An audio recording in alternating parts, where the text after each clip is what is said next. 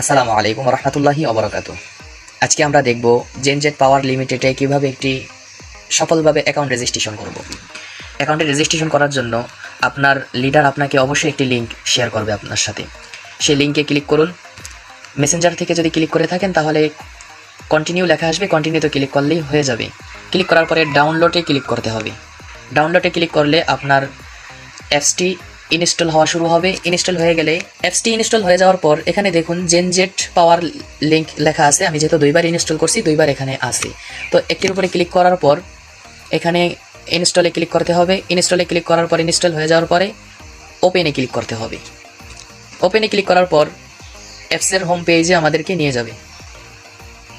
Home পেজে আসার পর আমরা যেহেতু একটি নতুন অ্যাকাউন্ট রেজিস্ট্রেশন করব, রেজিস্ট্রেশন করুন বাটনে ক্লিক করতে হবে। এখানে আমাদের মোবাইল নাম্বারটি দিয়ে দিতে হবে। মোবাইল নাম্বারটি দেওয়ার পর ভেরিফিকেশন কোড পাঠান, এখানে ক্লিক করতে হবে। অবশ্যই মোবাইল নাম্বারটি আপনার ফোনে থাকতে হবে। কোডটি আসার সাথে সাথে বিকাশের মতো অটোমেটিক কোডটি নিয়ে নেবে। সিমটি যদি আপনার মোবাইলে না থাকে, অন্য ফোনে থাকে, তাহলে সেই ফোন থেকে কোডটি দিয়ে দিবেন। দেখুন অটোমেটিক আমাদের কোডটি নিয়ে নিছে। এখন আমাদের নাম দিতে হবে উপরে। তো আমরা আমাদের নামটি দিয়ে দেব।